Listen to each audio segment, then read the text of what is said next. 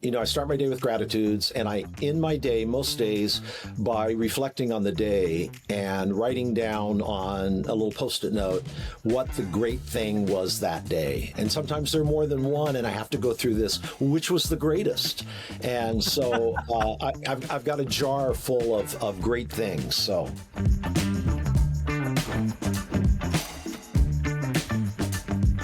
Welcome back to Life at 10 Tenths, where we inspire you to live at the pinnacle of your ability and purpose. I am honored today to have a special guest with us, Jeff Smith, as well as Matt Bonelli. Matt Bonelli, as all of you know, has been with me a couple times before. Jeff, I am so excited to have you on. Let me do a quick intro, and then we're going to launch into letting you jump in here. And Jeff is a broker with Windermere in Seattle. He's actually in the Capitol Hill office.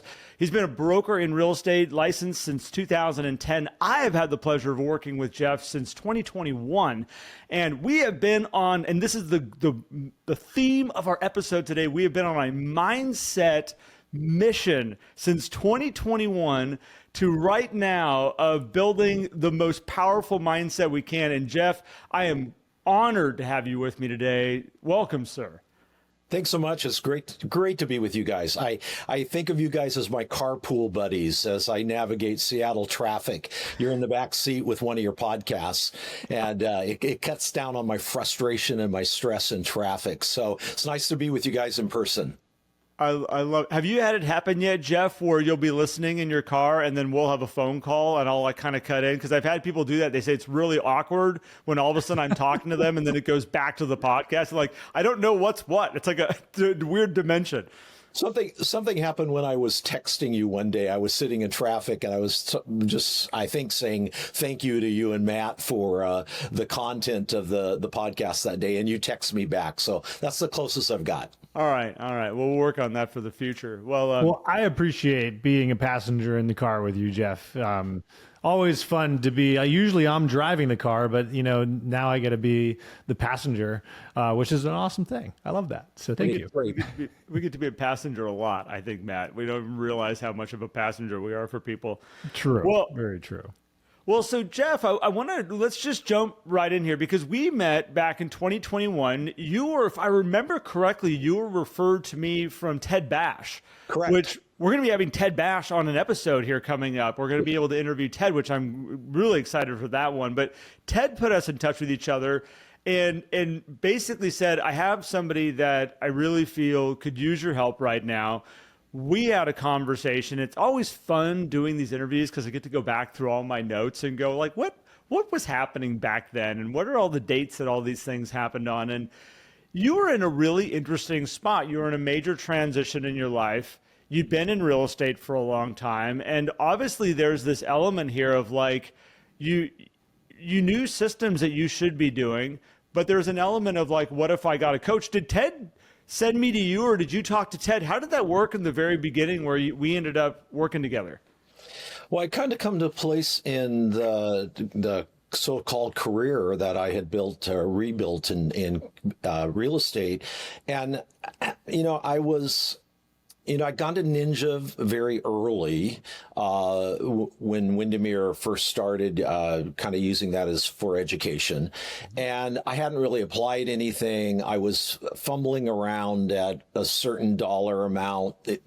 Business was coming in, but I really needed to take it to the next level and start to dream way bigger than I had up to that point. And I knew Ted, who I admire greatly, had you as his coach. And so I was just talking to Ted about the whole coaching experience. He said, I think you and Garrett would be a great fit for each other. Why don't I talk to him and see if he might have an opening? And sure enough, you didn't have an opening. So I had to wait for a while.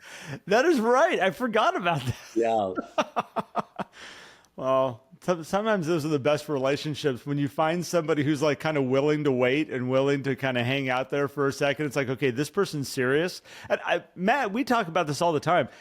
To coach somebody who's just kind of coming in going like, meh, I think I'll get a coach. We'll try this out, to the ones that are like, I'm willing to wait. I'm all in. Just give me space. Those are the best. Well, it makes sense. We've had a great time, Jeff. We have. I remember sitting in my car getting ready to go on our annual boat cruise with our office. It was a beautiful August day, and you and I had our initial conversation, and I got to the end and I went, I like this guy. I like his energy. And then you said, I don't have any openings right now, but I'll put you on the wait list. I may have to work on that. Approach.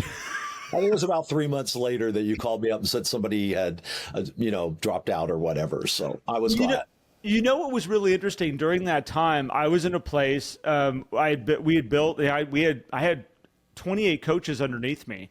Yeah. And the interesting place is I was really, really, really picky about who I was bringing in. I mean, I was like, I will talk to you because you are a referral from somebody, but like, it's got to really be right. Otherwise, I'm going to be like, okay, I know exactly who's the right coach for you. And we got done. And I remember if I, that was our relationship starting there. I was in a place of, I want to work with this dude. So like, let's figure this out. But it's going to be a waiting list. So yeah, thank you. Glad it worked out. Well, Jeff, you look at that, you'd been doing this for 11 years. And then you're like, hey, I need to talk to Ted, got connected with Garrett. What was the catalyst that brought you to that point in 2021 after a decade of being in the business? Yeah. Matt, it might really good to go back to when I started and how I got started. So this was a second career for me. Midlife crisis, I walked away from 20 years in ministry and decided I was going to start flipping houses. And about the same time, I was coming out to wife and family, and that threw chaos into my life in an incredible way. But I felt like I needed to live my best authentic self. And the kids and my wife at the time were very, very supportive, but I had to find my way. And I thought, well, I'm going to flip houses and I'm going to get my real estate license and I'm going to be my own real estate broker. And I bought a almost $1 million house in West Seattle. I was way in over my head with that as a first project. And 2008 happened. Remember that? Oh, yeah. Oh, that little thing that happened? Yeah, that crash. So it financially devastated me. And I remember getting my license and hanging it at Windermere, Capitol Hill. And I had 28 cents in my bank account. And I had enough money in my 401k to maybe get by for 6 months if I was careful. So that's how I started the business. I rode the market down to the bottom and then started trying to build a business up from there. But I was really kind of mediocre at it. I mean, I did better than some people in my office. I made enough money to live, which is not easy in the Seattle area. But I just needed to take it to the next level. And some personal things had happened in my life. Well, I had met a financial planner and he was starting to map out, here's what you need to do if you're, going to have a successful quality future. And so I started to figure out how I was going to do that. Andrew, I knew a handful of people that got into real estate, one, through flipping homes. That's a common thing that can very easily happen. But then also holding on to $1 million property in 2008 I had a handful of people that were in that position down in the Bay Area. And that, as you said, ruined some people. Like that right there just ruined some people. So the mere fact that you worked your way through that and found yourself into a spot that you're like, yeah, I can make a living. Like I'm doing okay. Like, you get some battle scars, man. That'll make you a better human being going through all those spaces. Yeah. So I can imagine looking at your bank account and seeing 28 cents and being like, okay, and now I'm going to go work 100% on commission. This is great. I'm going to make it work. And then you mentioned the 401k, but of course there would be penalties for you withdrawing from that. I guess you could apply for hardship or whatever, but you made it work. You got 10 years in after that and you're like, okay, I'm doing okay, is basically what you're saying. Is that correct? Yeah, doing okay. But I loved what I was doing. So it wasn't like it was, a hardship to wake up every morning and do what I was doing. I just wasn't functioning on all 8 cylinders. So we started again in 2021, and I feel like when we started, looking back at my notes and remembering our calls, like and I said, this is going to be a lot about mindset of what we're going to talk about today, because again, you were in a, this world's kind of happening to me space. You were in a, like, I am completely out of control. I don't know how to do this, but you look at numbers wise, and it's funny, what you need to make in Seattle to survive is different than what you need to make in some other areas to survive. But so you were in the range of 190 to low 200,000 income at that point in time, which I know a lot of people listening might go, that's actually really good income. It is, but it's also depending on where you're living and whatnot, that can be not where you want to be either. You also had some other transitions going on that I feel like was just throwing a lot of energy, negative energy into your world. You were in the middle of a move and another transition personally. Do you mind kind of going into that? Because I want to kind of like really get to the place of like, I feel like where mentally you were probably at one of the lower places I've seen you ever in this time on our journey.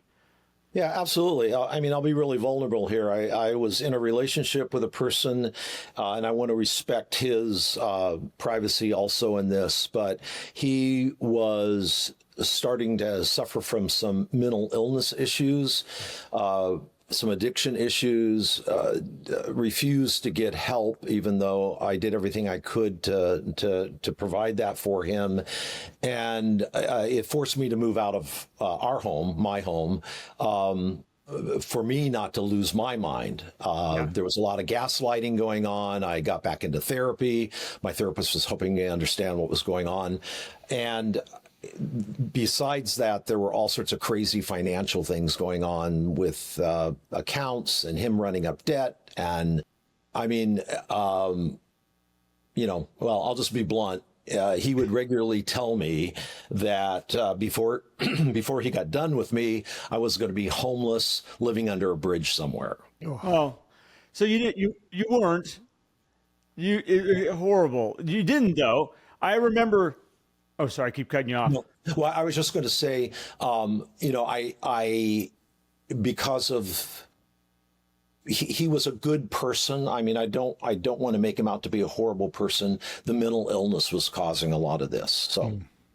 So I remember right around that time, you were, I think, moving into your own place. Opposite of being homeless under the bridge, you were renting a place and finding a spot to be able to live in. And we started going into, I mean, I was looking back again at my notes and looking back at our calls, and none of our first calls were about systems. We didn't talk hardly at all for a long time about, okay, go out and write notes, go out and do real estate reviews, go out and do.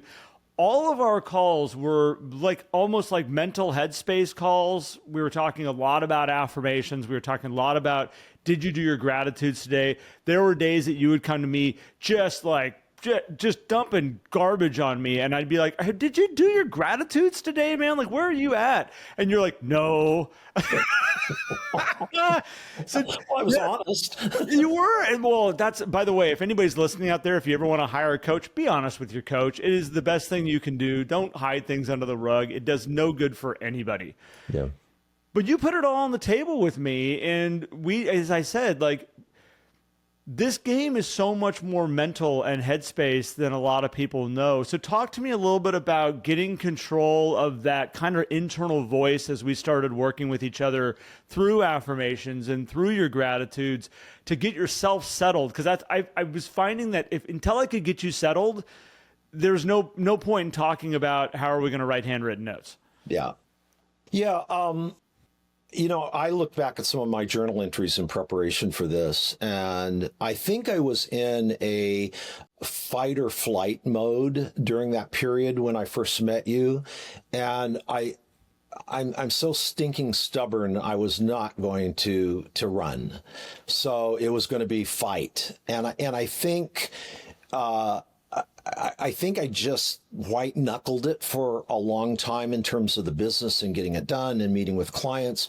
But my headspace and my attitude was just not there. And I remember saying to you early on, I said, this may be a therapy subject. And you said, I'll let you know if we go there, And so, and because I'm not your therapist, I'm your business coach. And you had a really great balance with me and all of that. And I had a great therapist at the time that was working with me. And I talk about you to him and I talk about him to you. So there, between you and doing the therapy work, I was able to stay grounded enough during that extremely chaotic time to get through it. But it was a transition towards a change in mindset. My mindset did not change during that time. It was changing in incremental amounts, I think. At that moment, Jeff, did you recognize that, maybe the mindset was maybe blocking some of the places that you wanted to go in your business and things like that? I probably at that particular point was not in tune enough with it. I mean, I think Garrett helped me with that to understand. And maybe it's even only looking back at it to see how the change in my mindset, particularly in the past year and a half, has had such a dramatic effect on my business. So there's always a pivot. That's a good word. Okay, we're going to roll with it. There's a moment always with affirmations and people understanding the power they have in their mind, where all of a sudden, as a coach on my end, I always go, ooh, they saw it. They got a glimpse of how powerful they are. And I always try to figure out when I can get someone to see how powerful they are, because then it's like, okay, now I just need to kind of bring them back to that for a little bit, remind them of that. And then usually they'll run with it. If I need to, I'll keep coming back to it. There was a moment I remember with you. I gave you an affirmation and you're like, I'm going to run with this affirmation. And you ended up on a plane flight. Do you remember this? Oh, absolutely. Do you want to share the story? I'll share the affirmation because I gave you this affirmation. It's one that I've given to so many people. We've talked about it, which is the simple affirmation, which is great things happen to me every day. And it's usually I will give that to somebody when I find them in what we call shit attracting mode. Yeah. Because they're just pulling in crap from everywhere. And I'm like, no, start focusing on this. And it was something that I wrote for myself years ago, and it changed me like that. I all of a sudden just started seeing the good. And I remember you going, okay, I'll do this. And you're kind of doing it because I was the coach. But then you had a plane flight and you called me and you started like unloading on me. Do you want to share that? Yeah, absolutely. So I was really in a tough place for my coaching call that day that you gave me that affirmation. I remember the exact street in Columbia City where I was parking after I had an appointment, and you led me through an exercise where you had me close my eyes and try to imagine if I had seen a color or something. And to tell you the truth, I can't remember what that was all about. But then we got into the whole issue of affirmations, and you gave me the great things happen to me every day. And I did embrace it. I loved it. I don't think I at that time realized how powerful that was going to be. But I embraced it as my number one affirmation. I started putting it in my gratitude journal every day. And that particular time did I write you a note or did I call you? You called me because you're like, I got to tell you what just happened. Yeah. So I had booked a flight to Palm Springs to get out of the horrible winter weather we were having here. I think it was March, if I'm not mistaken. And I always book in the front of the plane, not first class, but far enough up that I can get to the rental car before the line forms. And that particular day I showed up at the gate and they said, oh, we have we have a reservation for you, but we don't have a seat assignment and the flight is booked. So you're going to be on a wait list. So I'm going, well, I won't tell you what I said, but, I don't even know if I was remembering great things happen to me every day, but I thought, well, this is going to be down at the toilet. So I finally got called and I ended up being in the very last row next to the bathroom. So the entire flight, the doors open and closed and open and closed. There was a nice seat guy next to me, and he was going down to golf for a while, and we didn't have anybody in the middle seat. And I was, I wasn't complaining, but I was sort of telling him that I shouldn't be in the back seat, you know, all the time thinking great things are not happening to me right now. And anyway, we landed, we, you know, got up to the gate, and I'm bracing myself for, you know, a 20 deep line at the car rental place. And oh, by the way, the flight attendants were incredible. They were like, you know, taking care of us, apologizing for the seat assignment and everything. So we had real first class care in the back of the cabin. And then the flight attendant came up to me and she said, "Wait for this announcement," because I had complained about being in the back. And I said, "Oh, what announcement?" And on the loudspeaker, it said, "Today we're going to be deplaning from the back of the plane." Anyway, I ended up being the first person off, first person in line at the car rental station, and it started a week-long vacation of great things happening. I remember you calling me from you're like, "This is what just happened," and you're like, "This started this way, and then it started to turn," and then I realized as this was happening that great things happened to me, and those are those little moments that we can look at all the negatives. We can look at all the stuff of like, oh, this crap's happened to me. And sometimes if you didn't have the mindset going into it, that whole journey would not have meant quite so much. You would have just got off the plane, you would have moved along, it would have just been another flight. But you having this grounding voice in there, this little mantra in the background, that's the stuff that I always love when I can see that and go like, ooh, he just got a glimpse of it. That story stuck with me for so long. I've told that story to so many people with that affirmation. Yeah, man, that was a good one. I love it. Yeah, those things don't happen, you know? And so that was definitely a really good breakthrough. Now, was that 21 or was that 22? Garrett, do you know? I think it would have been 21. That would have been early 21 because we were just getting rolling in mindset, and you would never have been in that mindset to purchase Ruby J if, you had to get over that hurdle before you were taking that journey. Well, let's get into that, because now that you brought that up, the audience doesn't know Ruby what J that is. So tell us about Ruby J. Well, actually, maybe let me share with you guys just one thing before we go to Ruby J. So I really do almost religiously, the first thing on my mind every morning when I wake up is great things happen to me every day. You know, I've got the affirmation in my office, I've got it in my journal, and I intentionally almost every day set out to figure out what was the great thing that day. And so I've got to practice, and I think that I did this in January of 2022. I bought this black jar, and you know, I start my day with gratitudes, and I end my day most days by reflecting on the day and writing down on a little Post-it note what the great thing was that day. And sometimes there are more than one, and I have to go through this, which was the greatest. And so I've got a jar full of great things. So. Now, do you go through and pull those things out once in a while and read them? You know, I do on New Year's Day. So cool. I kind of reflect on the past year. So yeah, that is what a really cool exercise. 2 years now. So I love that. I love that exercise. That's really, I may have to start doing that. I really like that idea of just kind of dropping something in there every day. So then you have 365 great things that you get to reflect on. Yeah. And it really helps you with the gratitude exercise too, because you go back over your day. My great, I know we're going a different direction. Doing great, man. But my great thing yesterday was kind of a weird thing. I was checking in on a listing that the painters had finished yesterday up in the shoreline area north of Seattle.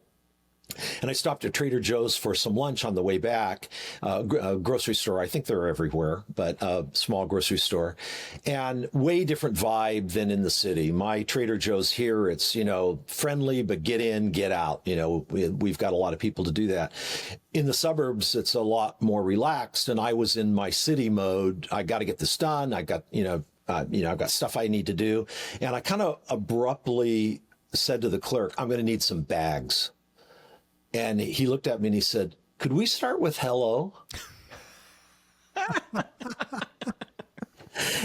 then it just caught me up short, that, mindset, how I was presenting myself, the energy that was there.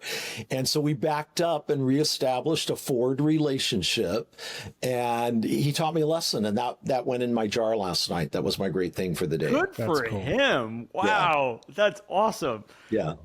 So amazing how just like little interactions can change the other person that you're interacting with too. Which is really cool, So these great things that happen to you every day becomes this affirmation in 2021. We mentioned Ruby J, but Garrett, go ahead. Before we get through Ruby J, we're going to keep everybody in suspense about who this Ruby J is. I think it's interesting when you are growing in a place from scarcity to an abundant mindset, or from a scarcity to a gratitude type mindset, a lot of people, they just want to get to a gratitude type mindset, of space of being grateful for this world and life and whatever's around you and whatever's happening. And the interesting thing is, I think that you need to understand is that you program your brain to go look for what you want to look for. And the difference of where you got yourself to from before that affirmation to after it is that you literally have started, and you've gotten yourself now into a position that you are programmed. There's nothing different happening around you, but you're just programmed to look for the good stuff. Yeah. And the more you can find it, and the more you look for it, and the more you go into every day going, okay, where am I going to find my great thing today? And your subconscious is programmed to it. It's pretty hard not to find great stuff around any of us. And there's lots of studies about, if you really want to be appreciative of your life and be happy in your life, look for the things you're grateful for in your life today. It's not about the future, of what you might have or what could happen or where you're going to go. So it's been really awesome to watch you on this journey, Jeff, and you get control of finding gratitude in your life. Yeah. And it wasn't a straight path, Garrett. I mean, there was, I came out of my bout of COVID with a fair amount of kind of weird depression for about several months or whatever. And I remember it. Yeah, I can't remember, the last quarter of 2022, I think maybe was when that happened. And I was moving, I started to move back into the scarcity mindset. I was able as part of this journey to, buy a lovely loft I live in Seattle, reestablish myself, doing makeup on my 401k. I mean, and we'll probably talk about money at some point. Yeah. But I got into a place where I was sitting around in my loft with my laptop at night thinking, oh, worst case scenario, maybe I could buy a trailer somewhere and park it. Isn't that an interesting spot that our brain can go to, trying to justify, am I worthy of this? Did I create this? Or did I just get lucky for a little bit and now COVID's knocked me back down just to remind me that I'm human? Yeah. Yeah. Well, so it wasn't a straight path. What's interesting about that too, Jeff, you're on this journey, 21, talk to Garrett, you're like, okay, this is going to work. And you're still battling all of this stuff. What did you know that kept you still working to move in that direction when you have all these things? You have COVID come knock you down, these thoughts of like, well, I could just buy a trailer, but you still also kept showing up, working with Garrett to say, hey, so there was something that you did know that it kind of built a belief system that, hey, there is something on the other side. Because I've seen a lot of people just take something and be like, okay, that's it. I'm just not going to engage in any of this because it's not working. But you're months and months and months into this, maybe not seeing the results you're hoping for, but you know that it's coming. So what was that thing that you did know that kept you moving forward to kind of just keep trying? Well, I'm a really tenacious person, and it's kind of like if life knocks you down, it's like, okay, I'm going to get up and show you. So there's a little bit of that, but I have 4 incredible adult children, and a couple of my daughters started having grandchildren. So I have 2 granddaughters, and that just brought this incredible color to my life that I did not have before. And so when I would do my business plan, the why became so much clearer for me. Why am I doing this? It isn't just to survive. It isn't just to maybe someday be able to think about retirement. there's a why here, and this job has afforded me the opportunity to do some things for my kids and for my granddaughters that motivates me. I'm not. I unfortunately, my entire life have never been motivated by money. And my financial patterns will show that I've done really stupid stuff from a financial standpoint in my life because it doesn't matter to me. But we got to have it to survive and thrive. So, so I think it's the it's the having something to live for, Matt. That's awesome. I mean, that's beautiful too, to think about, like, and I hope people listening, if you ever find yourself in similar states, because I've been there too, and I still find myself there often, where, and the focus on a money necessarily isn't the thing that pulls you out of it or gets you to keep going. It's finding that other why, and for you and your kids and grandkids to just be like, all right, I know this mental thing that's going on now that I don't like, that may not be the thing. I can persevere through that. I heard this on, I forget what I was watching. Somebody said, like, whenever somebody says, oh, I can't stand it anymore, I look at them and I say, you can, because look, there you are, standing it. There you are. Right now. There you are. And I remember Garrett helped me at one point. Garrett, do you remember the monkey talk? I believe so. I'll let you keep rolling with it. No, I'm not. You can tell that if you want to, but you shared with me about monkeys at the zoo when I was having all that negative self-talk stuff going on. I said every once in a while monkeys will decide to throw shit. Yeah. And I told that story to my therapist, and he recommended this book, Don't Feed the Monkey Mind. Yeah. And that story in this book has really helped me with that negative self-talk. But one of the things you said was that living in the past can lead to depression, and living in the future leads to anxiety. Mm-hmm. Yep. We need to be in the present. And I maybe that was a year ago, maybe that was a year and a half ago, but whenever I start to get a little anxious or I start to go down the, oh, poor me trail, I come back to that. And that has really changed my mindset. So, talking about living in the present now, you call me and you said, I'm thinking about doing something a little bit ridiculous. It might be a little reckless. And you said, I'm thinking about buying a car. And I said, you have my full attention. I said, I support you in this, but I have different levels of recklessness when it comes to cars and buying cars. I said, what are you thinking about buying? And you told me, wasn't Ruby J yet, but you told me about this purchase that you're thinking about buying. You want to talk a little bit about this? Because this was, Jeff and I have a discussion of whether I helped him a lot or whether this car, Ruby J, was the inspiration that has got him to where he is today. So tell me about Ruby J. Absolutely. I am a pretty frugal person, and I don't spend a lot of money on myself. And having 4 kids and having been a minister for 20 years, you learn to live within your means. And, while I had a good lifestyle, it was not extravagant.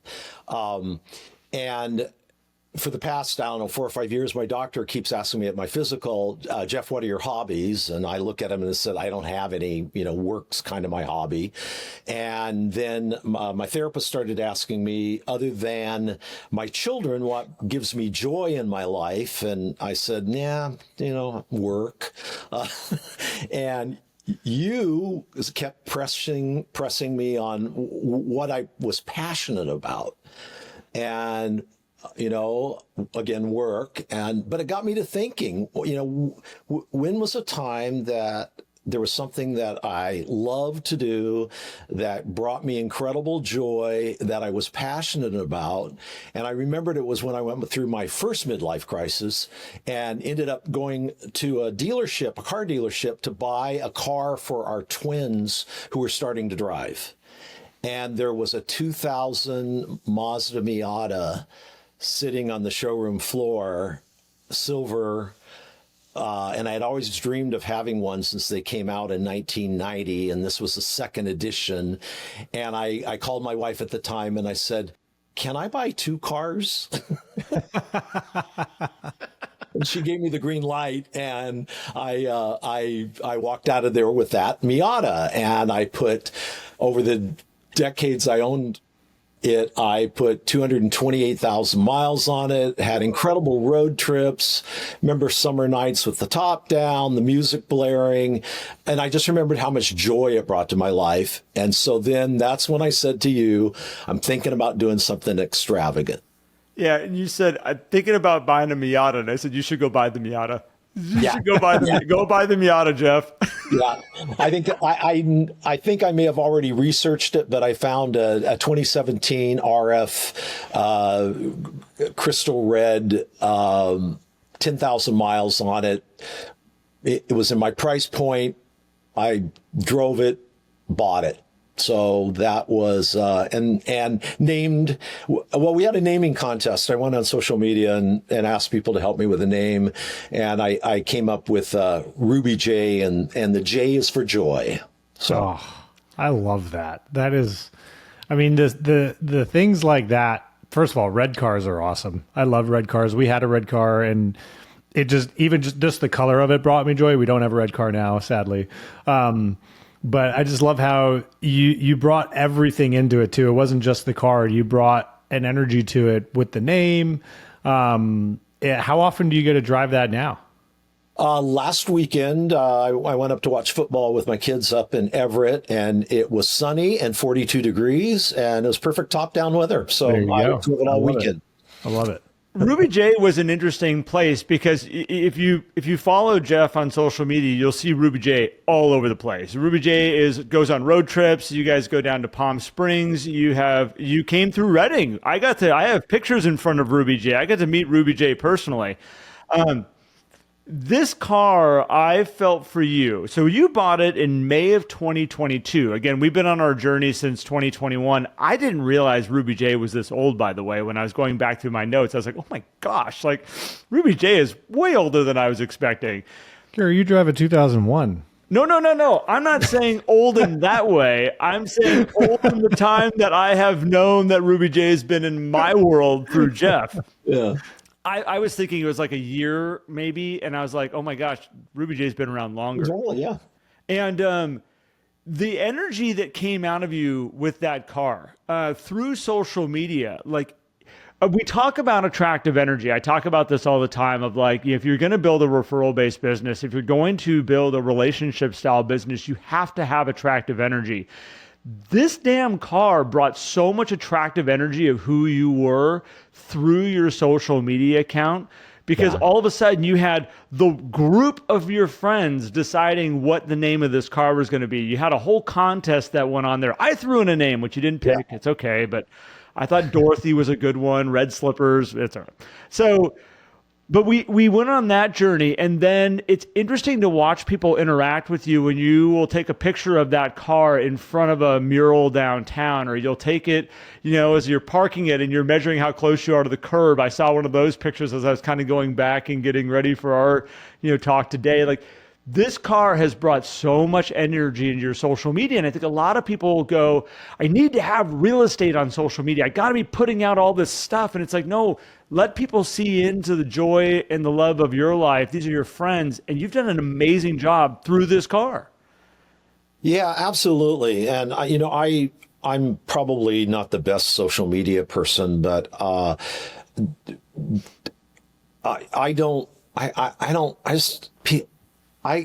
personally get sick of real estate on social media.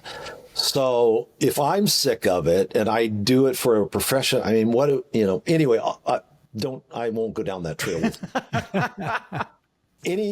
I like to talk about my clients. I like to talk about my life. And Ruby J has been, a great catalyst for connecting with people. If you drive her, the color itself attracts people, and people stop me at gas stations. And of course, other Miata people are crazy. And, I belong to the Pacific Northwest Miata Club. There's a car and coffee group that meets on Lake Washington, not just totally Miata, but it's people who are into cars. And it's a conversation starter. And then to do the road trip that, I did that 19-day road trip this year to places I had never been that I'd always wanted to go to. And I made it up. I did not plan more than 24 hours ahead of time. And, I took pictures, people followed me, celebrated with me. So it's been a great opportunity to connect with people and even expand my sphere of relationships. I remember there was a moment on that trip where you're like, I'm not sure I'm going to be able to fit you in. We were trying to kind of figure out our dates and times. And I was like, really? You're not going to fit me in? Also, you're like, no, I don't know what I was thinking. I'm going to, you're coming through my town. Like, come on, man. That was you guilted me into making sure we stopped for lunch. I stopped for lunch. Yeah. But this is a huge part. Okay, so here you're talking about this 19-day road trip that you go and do. This wasn't your only road trip of the year. I feel like you have not only found this place that you're like, okay, I understand that I can make money in a year that handed a lot of people their butts. There's a lot of people, 2024 was not their best year. It was your best year you've ever had. Not only was it your best year, you accomplished a goal that you gave me in 2021 for income that you had not hit until last year. And then plus every single time I talk to you, you're like, hey, can we push our coaching call out like 2 days? Because I'm actually not at home. I'm in wherever on a road trip with friends doing this. Like, you like unlocked 2024, I feel like, for you personally as a professional in business. Absolutely. And I gave myself permission to start to enjoy some of the fruit of my labor with travel. And I had been wanting to do that for a long time. And last year, the 19-day road trip, there were at least 3 weeks in Southern California. There was a Portland, Maine 2.5-week trip to visit my granddaughter who was back there with her family. And a lot of weekend trips to Portland and the Olympic Peninsula and all that kind of stuff. And I was able to make it work. I mean, some of it was our market was so good that I could put something on, have a 6-day offer review, and be in contract by the time I was supposed to fly out.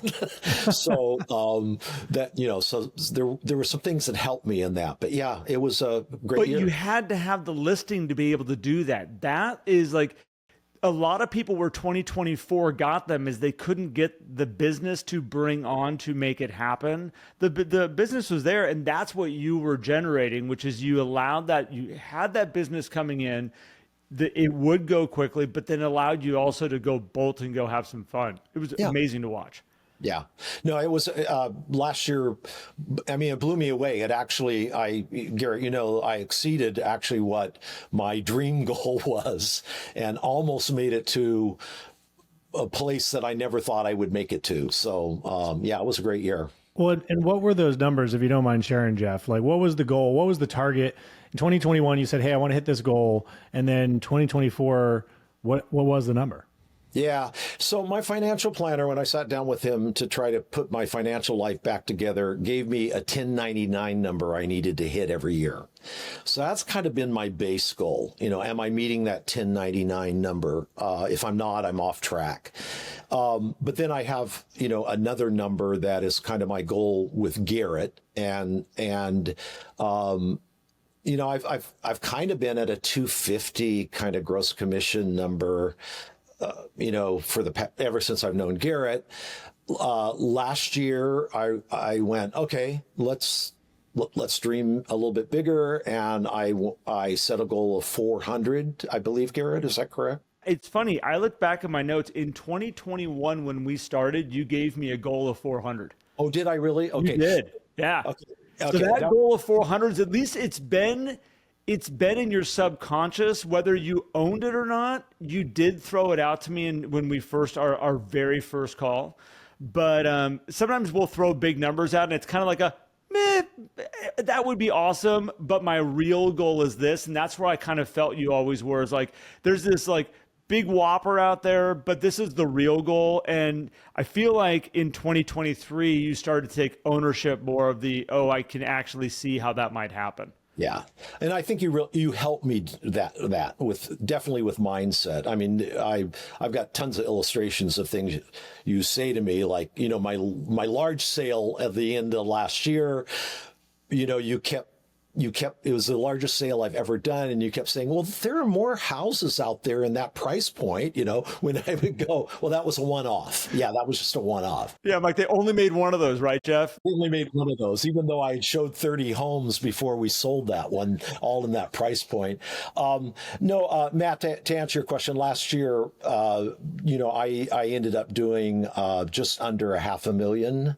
And I really wanted to go over that $500,000 mark. So well, that's this year, right? Yeah, 25. 2025. Yeah. What I love about this too, Jeff, okay, 21, coming into 21, you were always around that 200 or so, then going through some really kind of crazy stuff. And you're able to kind of salvage your energy to keep the 200 to 250 going. But this is the interesting thing about the car that I think is fascinating is a lot of people will set a goal for 400 and say, I just have to focus solely on that, do whatever I need to do for work and go after it. And I don't necessarily disagree. We got to do the things, right? We got to make sure we follow the action plan.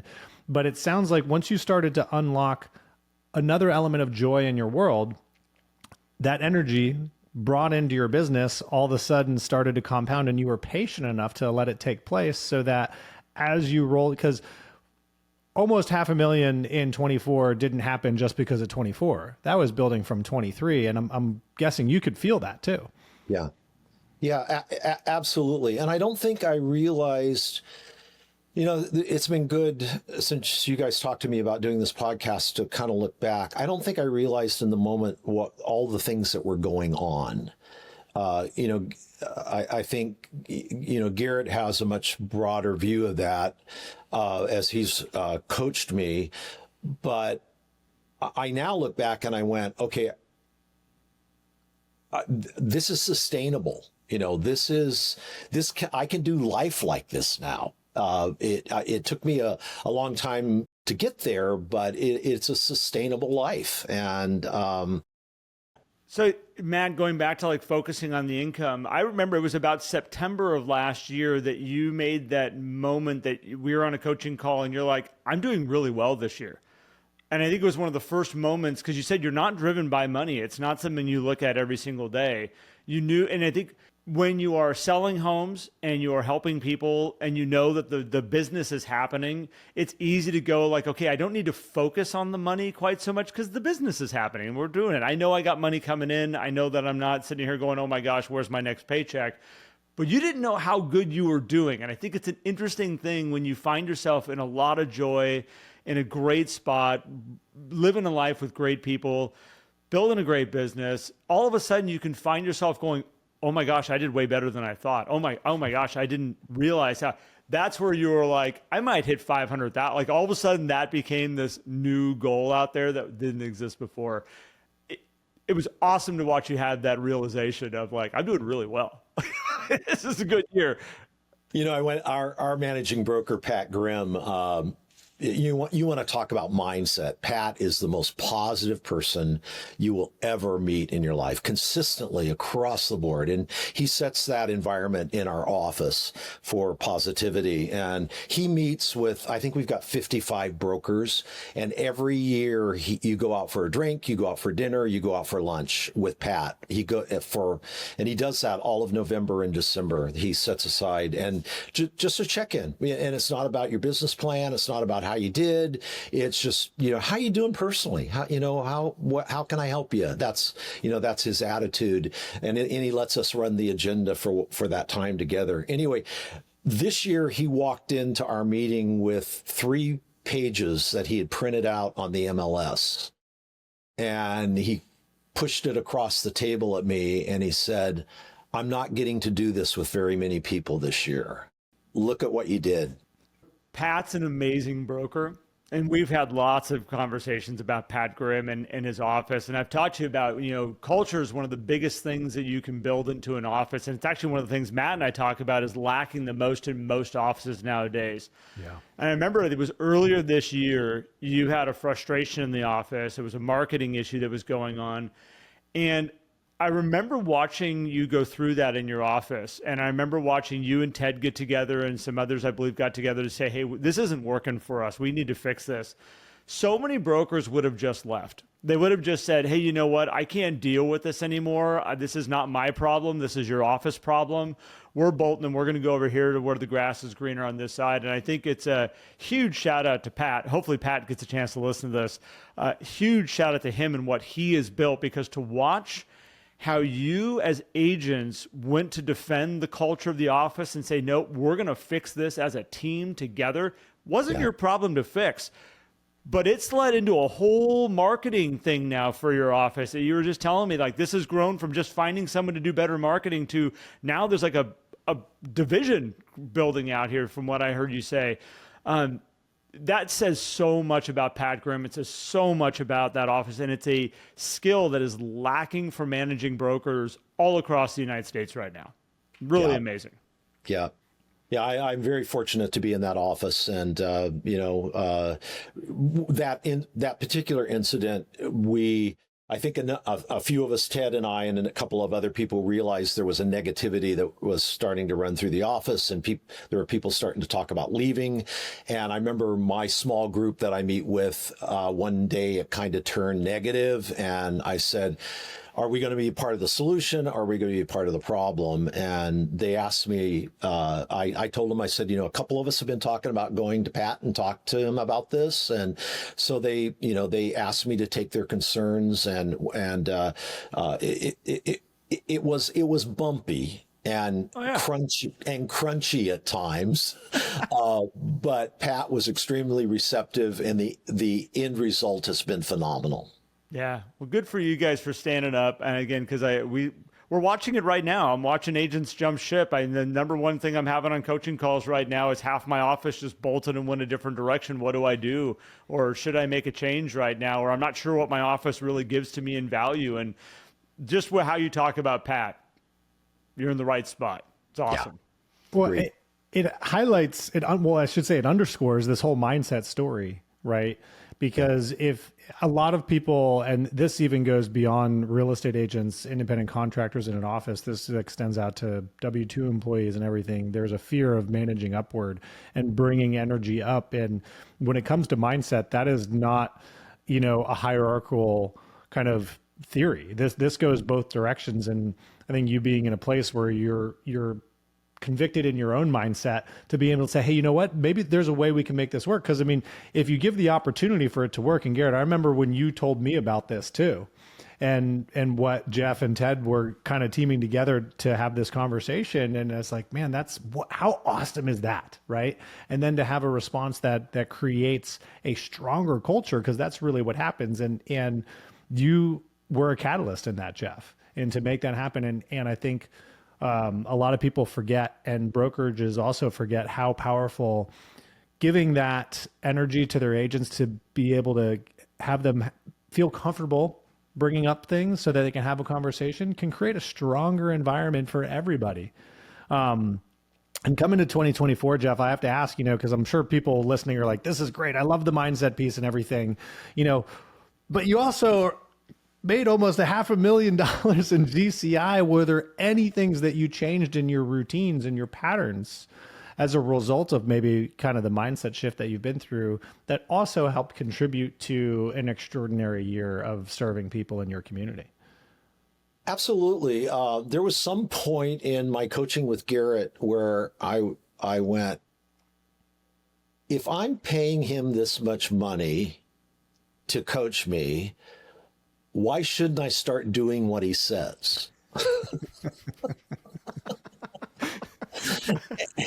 And, my systems have always been not quite what they should be, et cetera, et cetera. And I finally, about a year and a half ago, maybe 2 years ago, really got down with my marketing, with my flow, with my note writing, those practices that we want to do every day and do during the week.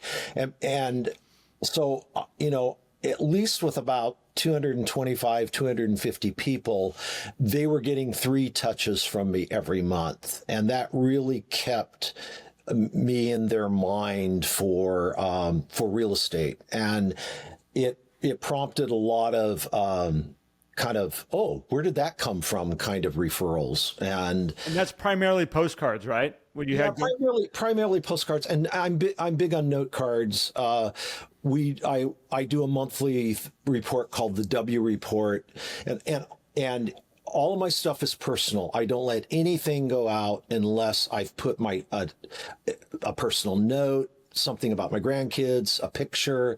On the W Report, even though it's digital email, I have a wet signature under my note that the graphic artist puts in there. And because my brand is about relationship and about being in people's lives and yeah. So, I mean, that's my brand. It's interesting in you saying, I'm going to do what he tells me to do. I have a little bit of a different style of coaching, and I've always said this to people, that I don't ever want to coach from a place of do it because I told you to do it. I learned it really early on 20 years ago as I was coaching people, as I took a more of aggressive approach in trying to get them to do stuff, and they would get down on themselves. They would get frustrated. Some people would take it and run with it, but a lot of people, you'd watch them just start to kind of tear themselves apart. And so my philosophy changed to, my goal is to put them into a place that they want to or choose to take that next step. And sometimes it takes a year, sometimes it takes 2 years for them to really go, hey, you know what, I'm ready and I'm all in. And I think that was that kind of threshold that we found for you, where you were like, all right, I've got all this other stuff figured out. Now I'm ready to do this. And that was really where you went from about that high 100,000 to jumping up to 323 and then up to the just shy of $500,000. Yeah. And Gary, I mean, there are things you've said along the way. And I always remember them geographically. I was over at Shilshaw at the beach looking out at the water, and we were talking that day, and I was talking a little bit about systems and stuff, and I felt I don't want to manipulate people. I don't like using people to do this and mixed motives. And sometimes it feels like if I'm writing a note, it isn't about just writing the note, and it's more about, am I going to get business from this? And that tension I used to feel, I don't feel it so much anymore. But that particular day you said, your sphere is your congregation. You're their pastor. And that was a huge mindset shift for me. And so I kind of view my sphere that way. I was at a funeral for a client on last Friday. And, I sat there realizing it was a decade-old relationship. I had helped him and his wife, had lunch afterwards with his wife, and her comment to me, we were talking about how beautiful the service was. He was 96, by the way. So he lived a great life. In fact, the rabbi called his talk a wonderful life. And indeed he had. And I was sitting talking to his wife at the time, and I was talking about how beautiful the service was and how much it reflected her husband. And she said to me, it did. She said, I've been going to funerals lately where I'm listening to the eulogy and I'm thinking to myself, who are they talking about? I love her sense of humor. And then at the very end, I reached out and I kind of grabbed her hands and I said, if there's, anything I can do, let me know. And she said, the place I'm living now is too big and I need to start thinking about moving. So I want to talk to you about selling it. And I just kind of squeezed her hand and I said, today's about Joe. Today's about your husband. We can talk about real estate later. But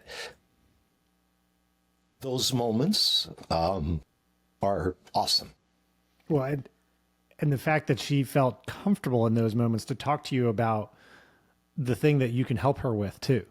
Yeah. Speaks volumes of the relationship, and you being present and all that stuff, and gosh, Jeff, I can tell throughout this entire episode with your energy and everything that like the care and concern that you bring to your business is just immense. And so, yes, you're doing the actions. I love the baseline marketing too, because that Garrett and I preach this all the time. Get your 3 touches, you're going to have really solid relationships, but you have to back it up with those relationships, with those personal touch points. And it doesn't have to be a grind all the time. You can take 19-day road trips. Yeah. You can take vacations. You can fly down to Palm Springs. You can do all these things and still run an incredible business. And so, kudos to you for building those relationships and sticking it out, being willing to be patient in building that, knowing that there's going to be another side to that result somewhere down the road. Thanks, Matt. That's a good word. Well, and Jeff, I want to just, there's so many systems out there that people follow. And I find that there's always that hook of like, oh, this is when the real estate comes up. So like, be there and be ready, because this is when the real estate comes up. And I tell everybody, if you're present in people's lives, the real estate's going to come up. Just if you have made a comfortable situation for them where it's not about business and it's not about a commission, it's not about a sale, it's about just helping somebody through the journey of their life. That's what you got to experience. And those doors can be opened up all around people all day long. But somebody can always feel when somebody's there because they're doing this, they're reaching out, they're making a phone call, they're writing a note, whatever it is, because there's a hook attached to it and they're trying to find the business.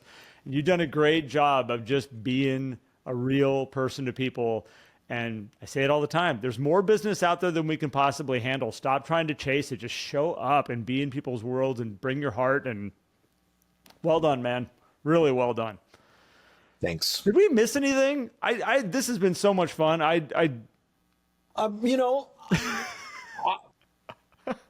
don't think, I could tell stories and stories. But, Garrett, one thing that I do want to say, and this is a credit to you. I love you. We've got so many like jokes that we can't tell on here. But I appreciate you so much for your coaching and your friendship and all that. But I can point to, in the past 2.5 years or 3 since we've been working together, at least $100,000 in commissions that I would not have had it not been for your coaching. So, when people look at the cost benefit of coaching, there you go. Well, besides the fun and the friendship and the jokes, my bank account has benefited from the input you've put in. You've helped me with difficult listings where we've gone through and tried to figure out why it wasn't selling or how to position it. So that one crazy trial level with no yard what was that about, Jeff? Yeah. It finally sold and my client was thrilled. So. Well, I appreciate it. And yeah, man, we've had some good laughs and some great jokes that we'll keep between the two of us because they're too awesome. But Matt, anything else you want to ask? Because we've covered a lot of ground here. We have, and I feel like we could just continue having an awesome conversation about so many things. But Jeff, if people want to follow you, if they want to see some pictures of Ruby J, what's the best way for people to see your journey and experience a little bit of your personality? They can like me on Facebook. I'm Jeff W. Smith on Facebook. I have an real estate Instagram account, but it is really cool. Facebook's ignored. Facebook is. I have a Twitter account or an X account too, but Facebook would probably be it. And if something I've said today can be encouragement, or people want to know more, or I can help in any way, it's jeff@jeffwsmith.com. Reach out, email. And I'll be glad to help. I love informal coaching myself, just helping brokers in my office and other people in the real estate world. So I love it. Well, and I think that highlights that intention and mindset are most of what gets you, if not all of what gets you to, if you want to see financial success, it's that, if whatever success that you want to build into your life, because now everyone's like, oh, you got to have the social media, you got to do this. And we do a bit of that ourselves at Life at 10 Tenths, of course. I do. I enjoy some of that stuff, but it's not a requirement. A lot of people look at what is the requirement? The requirement is your intention and your mindset, which, Jeff, you've mastered and maybe continue to master as you move on. And so I appreciate you sharing your story today and being with us. This has been really enjoyable for me. Thanks, Matt. And for me also. Well, thank you, sir. I have appreciated our time. Not only here, but all of our time we get to coach together. And Matt, I'll let you take this out. I'll Sure. let you wrap it up. Awesome. But I'm great. I'm grateful for our friendship, sir. Well, Garrett, always a pleasure doing this with you. Thanks for bringing Jeff into our world today. And to the listeners, thank you for tuning in to us. If you got some good value out of this and you feel that somebody else in your world might really enjoy Jeff's story, which I'm sure you can find one or two people who I know that you think would enjoy this, share this episode with them. If you're on YouTube, drop a comment on what is one of the biggest takeaways that you had from this episode. Let us know. We read all of them. We respond to them. And if you want to learn more about what we do at Life at 10 Tenths and experience a little bit of what Jeff is experiencing, come check us out at lifeat10tenths.com. We have a little way to start to get into our world there where you can get access to some mindset videos and book insights and some of the other stuff that Garrett and I do. And you can step up to our group coaching program, the 11 Circle, if you want to be with us every single week. Or you can reach out to us and talk about getting into that personal one-on-one coaching, which we do. And we love doing it and we have a blast with our clients. So check us out there. But we appreciate you guys listening to the episode and tuning into the podcast as usual. And we'll catch you on the next one. Thank you, everybody. Bye-bye.